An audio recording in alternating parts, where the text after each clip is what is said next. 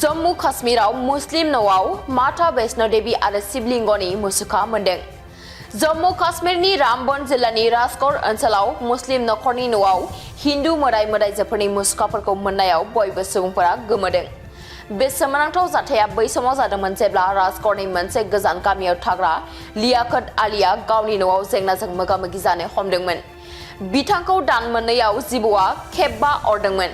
बेनि उनाव गोबां जेंनाफोरखौ नुनानै लियाकत आलीआ गावनि न'आव पीरखौ लिंहरदोंमोन। अब्ला बै पीरआ बुंदोंमोन दि नोंथांनि न'नि हा सिङाव माबा मोनसे गोदोनानै दङ, बेखौ जावखां।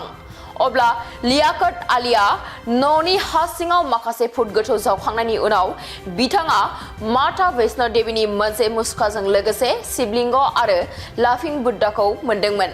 जेब्ला लियाकत आलीआ बेनि सोमोन्दै जायगानि सुबुंफोरजों रायज्लायो अब्ला बिसोरो सोमोनांदोंमोन, मानोना बे ओनसोलनि बांसिन सुबुं अनजिमाया मुस्लिम। बेबायदि जाथाया सोराङाव फैनायनि उनाव दायो गोबां सुबुंफोरा बे सोमोनांथाव जाथायखौ नायनो थाखाय बै जायगायाव थांगासिनो दङ। खुंथायजों रायज्लायनायाव मिथिनो मोन्दों दि रैखाथिखौ नोजोर होनानै दि भिलेज डिफेन्स गार्डनि सोद्रोमाफोरखौ रैखाथिनि थाखाय बेवहाय थिसननाय जादों। लोगोसे बेफोर मुसुखाफोरा बेसेबां गोजाम नायबिजिरनाय जादों। रामबन जिल्लायाव सासे मुस्लिमनि न'आव हिन्दु मोदाय मोदायजोफोरनि मुसुखाफोरनि नुजाथिनाया गावनो मोनसे सोमोनांथाव जाथाय।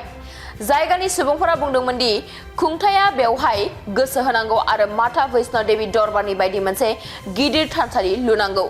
लोगोसे लामाफोर आरो गुबुन गोनां सुबिदाफोरबो बेवहाय होनांगौ, जाहाथे बेयाव फैनो लुबैनाय सिबियारिफोरा बेयाव फैनो हायो आरो बे सोमोनांथाव जाथायखौ नायनो हायो।